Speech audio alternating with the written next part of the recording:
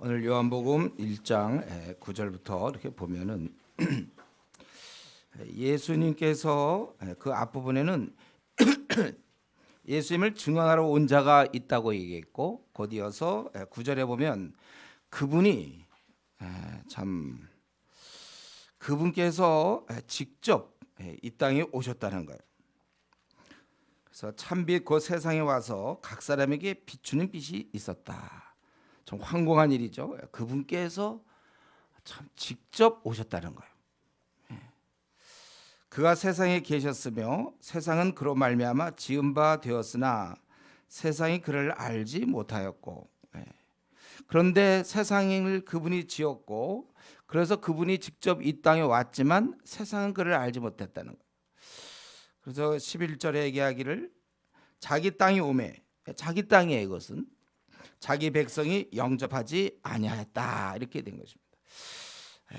그분과 우리는 차원이 다릅니다. 인간이 아니세요. 그런데 그분께서 직접 이렇게 이 땅을 찾아왔다는 거예요. 그런데 우리는 배은망덕하게 또 그분을 영접하지 않았다, 이게 성경에서 보여주는 것입니다. 이건 사실은 좀 배은망덕 그런 면도 있지만 그만큼 그 깊은 영적 무지, 우리 지난번에 했어요. 깊은 우리 인간이 갖고 있는 깊은 그 깜깜함, 그래서 이제 빛이라고 표현한 것입니다. 이것은 여러분 항상 생을 마칠 때까지 그건 늘 기억하세요. 주님을 만나기 전까지는 어두운 거예요. 모든 우리의 회사 사람들, 우리 학교에 있는 사람들, 교수 누구 다 항상 그들은 어둠이 있는 것이고 예수님이 빛이고 우리가 빛의 자녀고, 항상 그것을 그들의 영적 무지를 항상 깨달아야 됩니다. 그래서 우리가 뭐 복음을 소개한다, 그들이 그것을 쉽게 이해한다, 그건 말이 안 되는 거죠. 그러니까 거부하는 거예요. 자기가 이해가 안 되니까 거부하는 것이고. 어쨌든 근데 우리 오늘 본문에서는 자기 땅에 왔지만 백성들이 배척했다, 이거예요. 우리는 이런 구절을 볼 때마다 다시 한번 생각하는 것은, 이것은 마치 부모가 자식한테 배척당하는 거와 마찬가지입니다. 배척. 주님이 이 땅에 오셨지만 배척을 받았다, 영접지 않았다. 그렇기 때문에 우리가 원래 주님 그러다가 나중에 이제 제자에게 배신당해서 십자가에 죽게 되는 것이고, 사람들로부터 거부당해서 십자가에 내몰려서 죽는 것 아닙니까? 그렇기 때문에 이 땅에서 너무 어이없는 일 우리가 당하게 될 텐데, 그거 너무 이렇게 힘들어하지 않도록 여러분의 그런 뜻을 정하는 게 중요합니다. 때로 남편에게 아니 내가 이런 대접을 받다니, 혹은 아내에게, 혹은 자식에게, 혹은 친구에게, 우리 주변 사람들에게 어떤 배신 가까이, 아니 어떻게 이런 일을 내가 당할 수 있는가? 그래도 그건 인간들한테 당하는 거 아닌가요? 여러분이 아무리 힘들어봐야 그건 인간, 같은 차원. 그러나 이거는 하나님께서 바로 이 독생자 예수 그리스도, 바로 성자 하나님, 그분께서 이 땅의 사람들이 아주 배신하고 무시하고 조롱하고 십자가에 못 박았다는 거예요. 그렇기 때문에 우리 그리스도인들은, 여러분이 이제 앞으로 남은 생 40년, 50년 더 살 때, 30년 많은 배신이 예상됩니다. 저 여러분 많은 배신이 예상돼. 그럴 때 우리가 그것 때문에 힘들어하는 건 사실이지만 너무 아주 심하게 힘들어하지 마세요. 원래 인간이 그 모양입니다. 오히려 우리는 뭐 배신까지는 안 가고 누가 조금 자기를 인정하지 않는 거, 예를 들면 교회에서 뭐 보통 그런 거잖아요. 뭐 대학부든지 뭐 고등부, 뭐 청년부 무슨 임원 선출할 때 이 부자를 잘 나갔는데 뭐 회장에서 떨어졌다. 그래도 사람들이 날 인정하지 않는구나.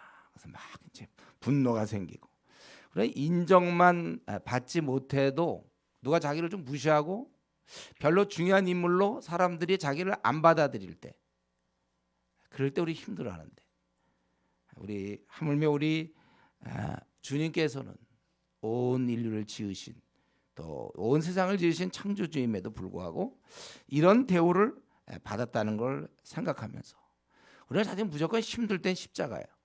십자가에서 모든 답이 있어요. 주님이 이렇게 당했구나. 그런데 여기서 보니까 그런데 모두가 다 배척한 건 아니죠. 누가 있습니까? 바로 우리들이 있는 거죠. 12절에 영접하는 자, 곧 그 이름을 믿는 자들에게는 하나님의 자녀가 되는 권세, 어떤 그 완전함, 충만함 이런 것을 주셨다. 확실한 자녀라 그런 뜻이죠. 영접하는 자가 있다는 거예요. 우리도 이제 전도, 노방 전도 우리가 할 때 그거 그거 없으면 우리 하기 어렵죠. 복음만 전해주는 거, 그만 해도 굉장히 귀한 거예요. 그러나 하다 보면 영접하는 사람이 있잖아요. 우린 그런 기대가 있기 때문에 내가 올해는 뭐 몇 명을 전도해 보겠다 이런 생각이 있는 거잖아요. 이게 하다 보면 어떤 사람은 딱 받아들이고 믿겠습니다 이런 사람들이 있잖아요. 저도 처음에 복음 전했을 때, 그때 대학교 2학년 때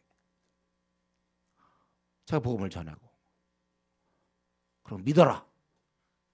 그럼 난 그 집에 가려고 그랬는데 네 믿겠습니다 그래갖고 제가 그때 깜짝 놀랐다 그랬죠. 응? 믿겠다고? 믿어라 해놓고서 나는 이제 가려고 그러는데 당연히 안 믿지 그거야. 믿겠다고. 어유 어떤 형제가. 그래서 내가 굉장히 충격을 받아. 이걸 어떻게 해야 되는가? 어떻게 이 사태를 수습할 수 있을까?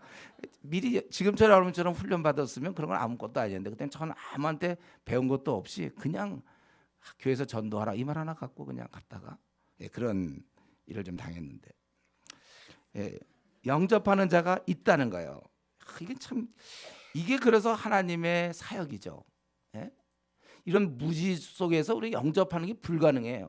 저와 여러분이 주님을 영접했다는 게 이게 사실은 굉장한 이적입니다. 병 고치는 거 뭐 그런 거 이적으로 생각합니까? 진짜 이적은 이렇게 깜깜한 영적 무지에 있는 우리가 어떻게 이것을 벗어났는지, 마귀가 꽉 쥐고 있는데 이런 기적이 어디 있습니까? 우리가 이렇게 벗어났단 말이에요. 마귀의 이런 올무에서, 사탄의 올무에서 벗어났어요. 기적이에요, 기적. 그래서 그것을 강조하려고 13절에 혈통으로나 육정으로나 사람의 뜻으로 나지 아니하고 오직 하나님께로부터 난 자들이니라. 이것이 우리가 지금 영접하는 걸로 돼 있지만 또 어떤 혈통에 따라서 뭐 믿는 집안 4대째입니다. 뭐 이거 아니에요. 이거 4대째 소용없어요. 그 부모가 뭐 목사라도 그 자녀들 불신자 많아요. 뭐 장로다 믿을 거 없어. 집사 더 믿을 거 없어. 그런 건 믿으면 안 돼요, 여러분들. 혈통에서 되는 게 아니고 육정, 어떤 자연적인 어떤 출산에 의해서 된 것도 아니요, 사람의 뜻도 아니고 누구의 어떤 의지로 된 것이 아니라는 거죠. 오직 하나님께로부터 난 자들이니라. 이렇게 우리는 성경 특별히 요한복음 1장 12절 13절은 가장 대표적인 하나님 주권과 인간의 책임을 설명하는 가장 대표적인 구절이라고 제가 얘기했죠. 사도행전 13장에 나오는 거와 이거 가장 대표적인 거. 영접하는 자 12절만 보면 우리가 우리에 따라 모든 게 결정되는 것처럼 보여요. 그래서 이런 것 때문에 이제 이런 것 때문에 알미니안 같은 경우 우리의 힘에 의해서 뭐가 되는 것처럼. 그래서 우리가 영접하는 거 우리가 되는 것 같지만 또 13절에 보니까 또 하나님께로부터 난 자다. 하나님의 섭리 없이는 불가능하다는 거예요. 이 두 가지가 항상 좋아야 된다고 그랬어요. 그래서 가장 영적인 사람은 뭐라고 했어요? 가장 영적인 사람은 가장 실제적인 사람이다. 자기가 중요한 문제 있는데 그냥 기도만 하지 아무것도 안 하는 사람이 자기가 취직을 해야 된다 그러면 기도하고 거기에 맞게끔 회사를 알아보고 들어가려고 노력을 해야 되는데 뭐 기도만 한다든가 이거는 아니라고 그랬어요. 결혼을 해야 되는데 주여 결혼시켜 주시오. 그렇게 하면서 동시에 자매를 만나러 가야죠. 형제를 만나러 가야 돼. 노력을 해도 어떻게 하면 만날 수 있을까? 이게 같이 가야 된단 말이에요. 항상 우리 두 가지가 같이 있어야 되는 거예요. 하나만 있으면 약간 광진이, 뭐 기도만 하고 있다, 약간 광진. 이 두 가지가 항상 있는 거예요. 그럼 뭐 바울 사도도 주여 다 구원해 주십시오 하고 기도만 하지 전도하러 왜 갑니까? 왜 이렇게 매 맞고 감옥 가면서도 그렇게 열심히 막 예루살렘도 가고 로마도 가고 그냥 기도만 하죠. 뭘 가요 가기는. 매도 맞고 힘든데 피곤도 하신데. 그러나 그렇게 하는 거예요. 우리가 참으로 온 인류 구원받기를 위해서 기도합니까 여러분? 그렇다면 여러분 토요일 날 나가야 되는 거예요. 전도하러 나가야지. 어떻게 그 사람들이 어찌 그들이 믿겠느냐? 듣지 않고 어찌 그들이 믿겠느냐? 성경은 로마서에서 분명히 얘기하고 있지 않습니까? 어찌 그들이 믿겠느냐?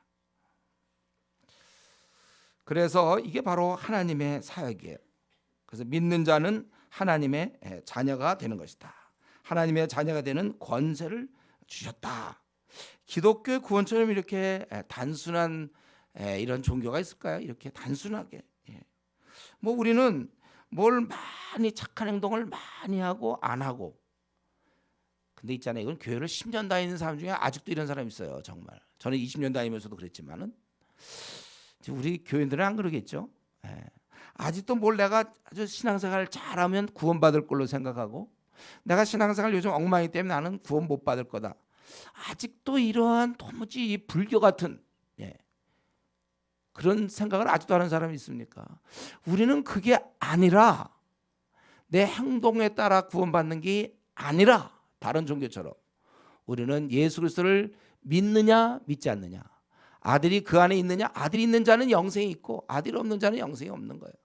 예수님을 내 주인으로 받아들였냐 받아들이지 않느냐 그라고 그랬어요. 벌써 이거 100번까지는 안 갔지, 한 수십 번 얘기했죠. 전도 집회마다 얘기하고, 내가 헤엄을 잘 침으로 태평양을 건너는 것이 아니고 내 수영 실력과 상관없이 배를 탔느냐 못 탔느냐로 결정되는 거라고 그랬어요. 우리는 예수님이라는 배에 탔기 때문에 자꾸 자기의 부족함을 얘기하지 마세요. 저는 이렇게 부족하기 때문에 못 간다. 그게 아니라 이제부터 우리는 잘 살아야 되는 이유가 하나님의 자녀다운 어떤 품위 위주라고 그랬죠. 품위가 있어야지 우리가 자녀다워야죠. 또 성령이 우리 안에서 역사하기 때문에 우리는 또 자연스럽게 선한 일을 힘쓰는 거예요. 우리가 영광을 위하여, 그렇게 우리가 하는 거예요. 우리 구원을 위해서 착한 일 하는 거 아닙니다.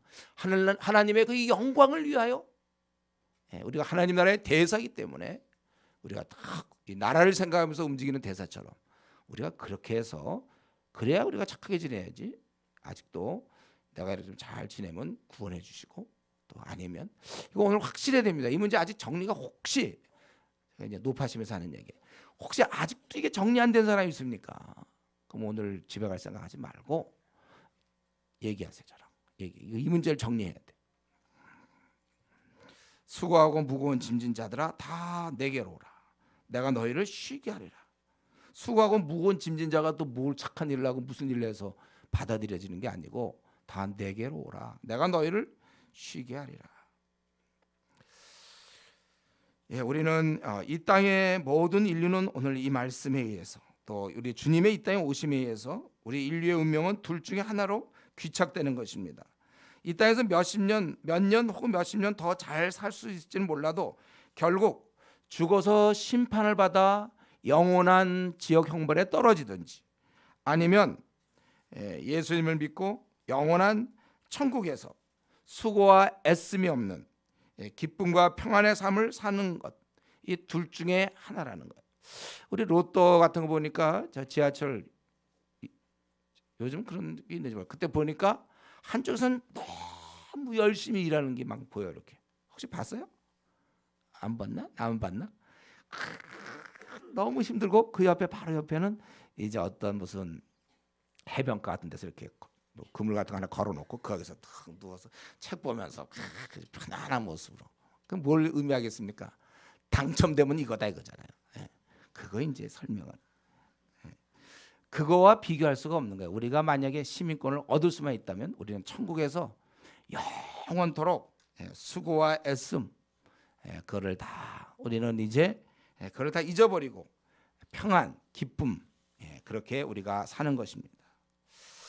우리는 분명히 영접하는 자 곧 그를 믿는 자들에게는 하나님의 자녀가 되는 권세를 주셨으니, 이 정도 되니까 주님이 오셨죠. 이런 엄청난 거 주시려고. 그러니까 자꾸 이 크리스마스 하면 산타 할아버지 선물 주세요 그러는데, 예수님 자체가 선물 덩어리예요. 그러니까 예수님이, 산타 할아버지는 어디서 나타났는지, 왜 그 할아버지 어디서 나왔는지 모르겠는데, 그 선물 주는 거 그거 줘봐. 뭘 주겠어? 초콜릿을 줍니까? 뭘 줍니까? 다 그 짜고 하는 거잖아요. 아버지가 이렇게, 아빠들이, 엄마들이 뭐 양말에다 어떻게 주든지 산타 할아버지가 줬다. 그거 진짜 선물은 예수님이 구원을 갖고 온 거야. 이 땅에 구원을 우리에게 주는 그 선물이죠. 우리는 만약 우리가 어떻게 하든지 하나님 나라에 우리가 이 시민권을 마련해야 됩니다. 마련해야 돼요. 이 땅은 죽음으로 끝납니다. 분명해. 이거는 제가 오늘 아침에도 이제 발인 예배를 드렸는데, 결국은 죽음으로 끝나는 거예요. 인생은 다 예외 없습니다. 그리고 사는 날도 가만히 보면 먹고 사느라고 힘들고 사람들과의 갈등 때문에 힘들고 원하던 거 되지 않고 그런 막 힘들다가 어느새 보면 이제 늙어서 죽는 거예요. 우리의 삶을 생각하면 참 허무해요. 억울하기도 하고. 난 어쩌다 내가 외모도 별로 안 좋고 혹은 장애를 가졌고 또는 학벌이 별로 안 좋고 그럼 살면서 고생하고 가난하고 병들고 그러다가 혹시 아프리카 같은 데 태어나서 부족 전쟁 벌어지면 그냥 나가다가 한 대 맞아 죽기도 하고 말이죠. 억울해서라도 말이에요. 우리의 삶이 너무 허무하고 억울해서라도 다른 나라가 있어야 됩니다. 있어야 돼요. 바로 우리 하나님께서 우리에게 좋은 나라를 바로 천국 하나님 나라를 마련해 주신 것입니다. 원래는 이제 우리가 당연히 거기서 살 건데 아담하가 타락함으로 우리가 이렇게 아주 고생 안 해도 될 괜한 고생 시컷 하고 있는 거예요 지금. 사실 생을 빨리 마치면 쉽게 얘기하면 빨리 제대하는 겁니다, 여러분. 빨리 제대하는 거예요. 그래서 우리가 일찍 죽는 게 꼭 슬픈 일은 아닙니다. 제대하는 거니까. 그리고 이제 우리 하나님께서 좋은 낙원을 이제 원래 준비하신 것, 우리가 그 낙원에 초대하기 위해서 들어올 수 있도록 예수님을 이 땅에 보내신 것입니다. 그러므로 우리가 머뭇거리거나 망설여서는 우리가 안 되는 것입니다. 그럴 필요가 없어요. 여러분, 우리가 딴 거는 좀 놓쳐도 됩니다. 뭐 가난이라든가 입시 뭐 실패할 수도 있어요. 고시 뭐 실패할 수도 있어요. 결혼 실패할 수도 있어요. 뭐 불치병이 걸려서 우리가 또 생을 마쳐야 될지도 몰라요. 딴 것은 그래도 좀 놓쳐도 괜찮아요. 그래봤자 그 7, 80년짜리니까. 그러나 절대 놓치면 안 되는 거, 영원한 거, 복권 1000만 번 당첨돼도 이거 따라갈 수 없어요. 우리는 그걸 우리가 얻은 거예요. 우리는 생애 최고의 행운아들입니다. 우리가 이렇게 주님이 선물 주시기 위해서, 바로 이 영생의 선물을 주기 위해서 우리가 이 땅에 오셨기 때문에 이것을 우리가 기쁨으로 받아들여야 되고, 우리 중에 아직도 한 영혼이라도 이걸 받아들이지 않은 채 교회만 왔다 갔다 하는 사람이 절대로 있어서는 안 되고, 아직도 이 구원의 문제가 정리 안 된 사람이 있다면 어떻게든지 여러분들 올해가 가기 전에, 아니 오늘이 가기 전에 이 문제를 정리해야 되는 것입니다. 도대체 이 땅에 오신 그분은 어떤 분이십니까? 14절부터 17절, 18절 거기 그분은 좀 어떤 분이신가? 이것은 다르게 표현하면 그분이 어떤 분인가는, 그러면 과연 우리가 영접했을 때 우리가 얻는, 왜 그분이 어떤 분인지 알아야 되니까 좋은 점은 무엇일까? 빛 앞에 내가 나갔을 때 나는 어떻게 되는 것이다. 어떻게 되는 것일까? 거기 14절부터 말씀이 육신이 되어 우리 가운데 거하시며 우리가 그의 영광을 보니 아버지의 독생자의 영광이요 은혜와 진리가 충만하더라. 이 땅에 오신 예수님은 비록 육신에 가려져 있죠. 가려져 있어요.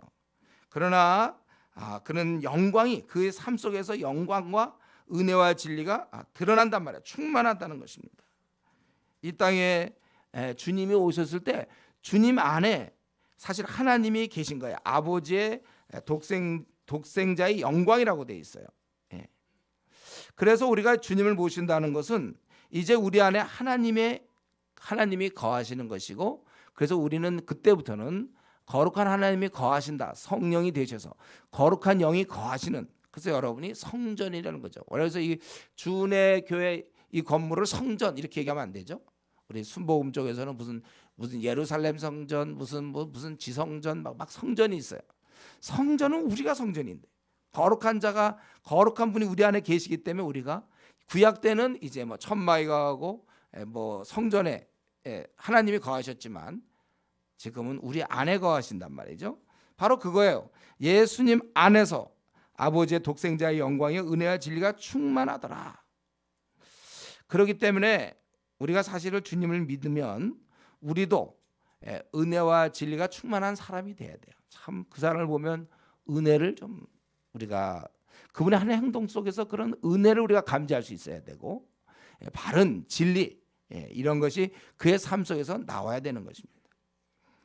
바로 이분은 그래서 그뿐 아니라 15절에 보면 선지하신 분, 요한이 나보다 먼저 계신 분이다. 바로 이제 창조주의 그것을 얘기하고 선지하신 분이라고 증거하는 것입니다. 그래서 그분 안에서 결국 16절 우리가 다 그의 충만한 데서 받으니 은혜 위에 은혜더라. 그분 안에서 은혜가 넘치고 또 넘치나 생의 근원, 아주 근원이 되시고 은혜 위에 은혜라는 것은 계속되는 은혜, 계속 은혜가 주어지는 거예요. 그것은 율법과 비교해 볼 수 있죠. 율법은 모세로 말미암아 주어진 것이요, 은혜와 진리는 예수 그리스도로 말미암아 온 것이라. 지금 이들이 알고 있었던 건 모세밖에 몰랐어요, 율법. 근데 그리스도가 나타났단 말이에요. 그래서 이게 비교가 돼요. 율법은 우리가 아는 대로 사람을 구할 수는 없죠. 죄를 알려는 주지만 죄를 짓지 않도록 할 수 없는 게 율법이에요. 그러나 이제 주님 안에서는 은혜를 주신단 말이에요. 그분은 우리를 용서해 줘요. 율법이 그림자라면 우리 주님은 실체가 되는 것입니다. 그래서 우리는 이 질문, 우리가 예수님을 영접했어요. 그럼 무엇이 좋습니까? 그거에 대해서 뭐가 좋냐면 우리가 은혜를 얻는다는 거예요. 은혜.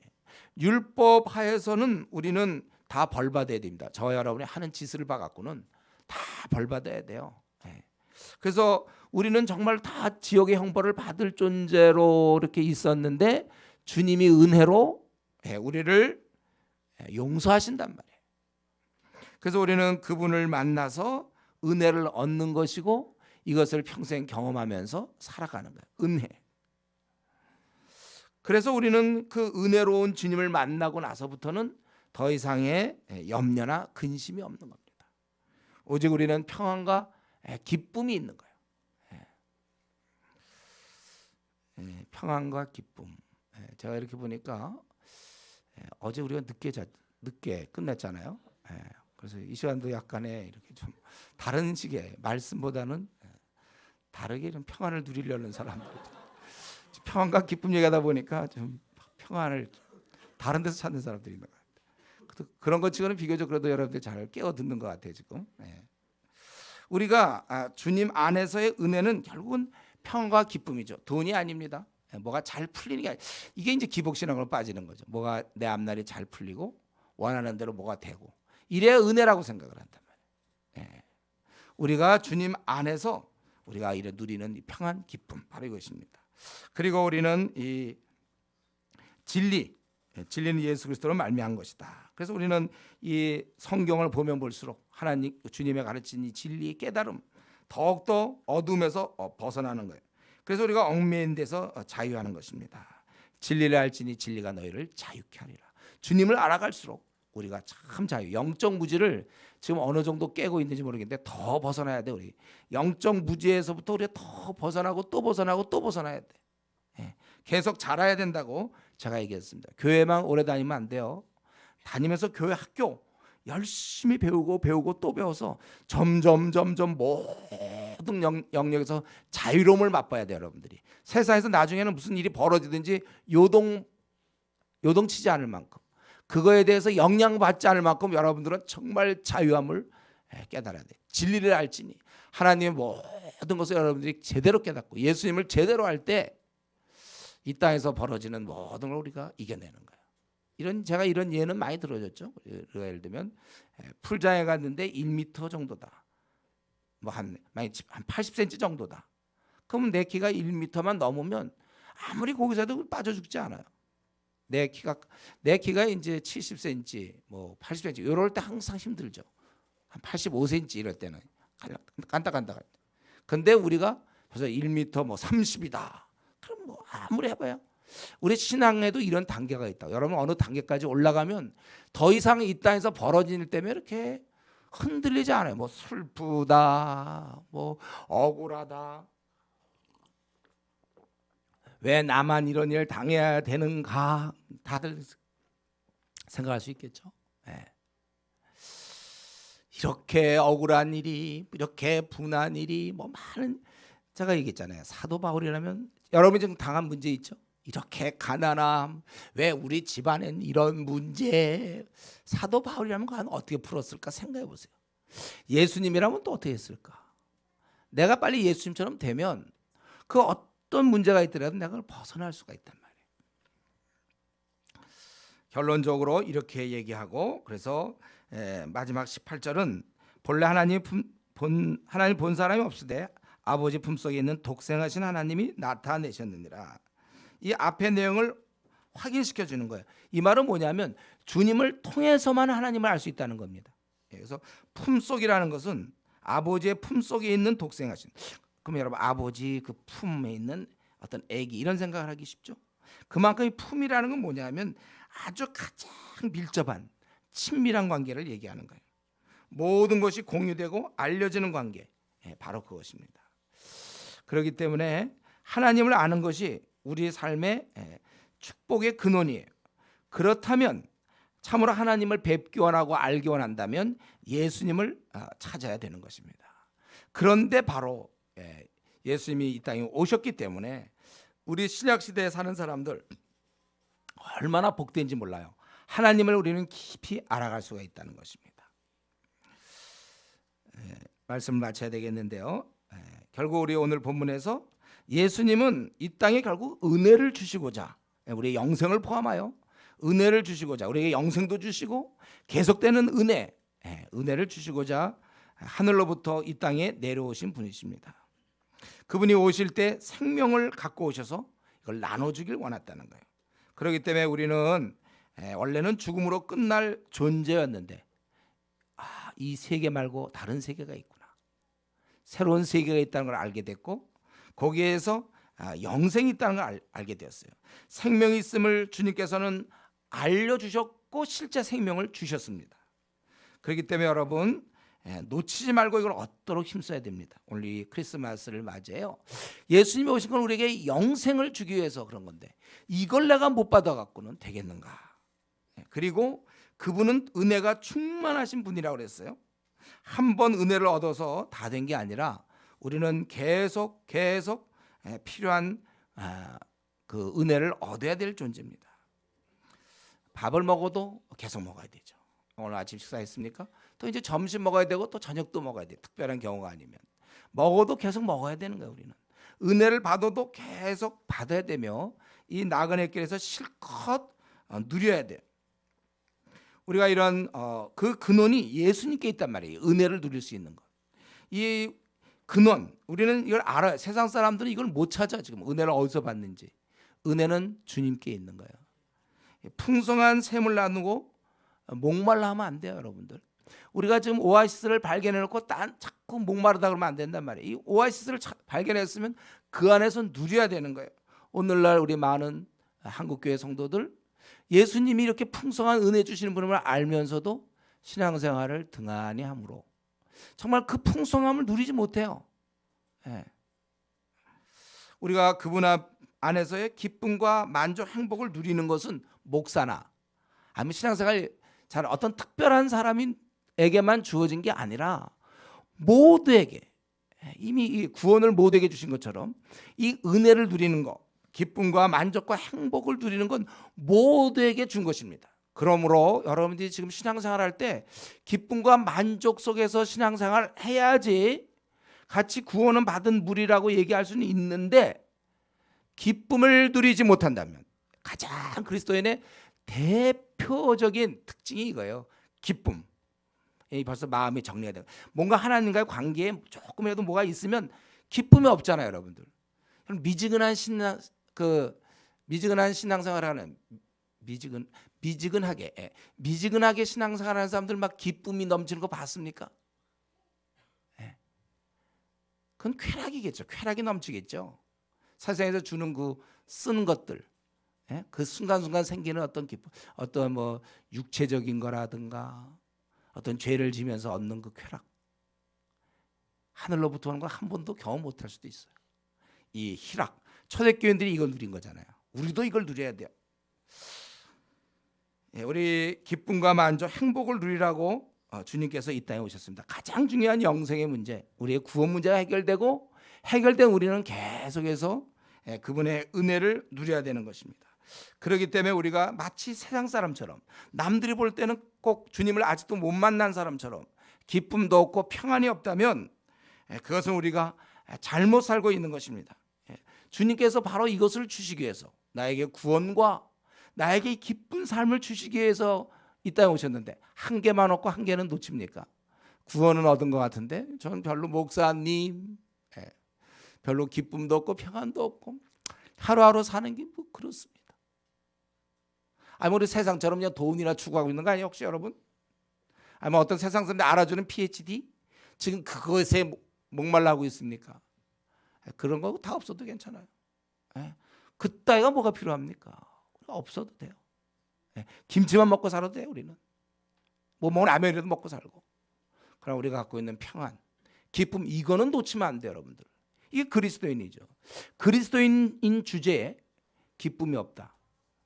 완전히 세상을 약 올리는 거 아닙니까? 그럼 세상 사람들은 어디서 기쁨을 찾아요? 우리가 기뻐야 되는 거야. 그래서 원래 교회는 세상 사람들이 몰려오게 돼 있어요. 무슨 다른 수단 방법 너희들과 똑같다 뭐 그런 얘기 할 필요도 없어요. 우리는 다른 걸 보여줘야 돼요. 성령이 주신 우리의 기쁜 생활, 만족, 행복, 평안, 오늘 죽어도 괜찮습니다. 이 정도 얘기할 수 있는 이렇게 될 때 세상이 이 기독교를 감당할 수 없고 그들이 교회에 오게 되는 것입니다. 어쨌든 우리 오늘 이 성탄의 이 아침 주님이 이 땅에 오신 것은 우리 가련한 인생들에게 구원을 주실 뿐만 아니라 천국의 시민권만 주신 것이 아니라 살아가고 있는 여러분들에게 은혜를 주시려고 그렇게 오셨다면 내가 정말 그 은혜를 누리지 못하는 건 내 책임이에요. 내가 하나님을 멀리하고 미지근하게 신앙생활하고 그러니까 자기가 그 좋은 건 다 얻지 못하니까 자꾸 다른 데서 추구하려고 그래. 그러니까 점점 교회를 멀리하죠. 우리는 더 교회를 가까이 하고 더 주님을 가까이 하고 말씀과 기도 생활을 더 열심히 하여 그 기쁨을 누릴 때까지 더 열심히 해야 되는 거예요. 그래서 여러분 앞으로 남은 생 얼마 남았습니까? 항상 행복해하고 잔치하면서 살 수 있기를 바랍니다. 기도하겠습니다.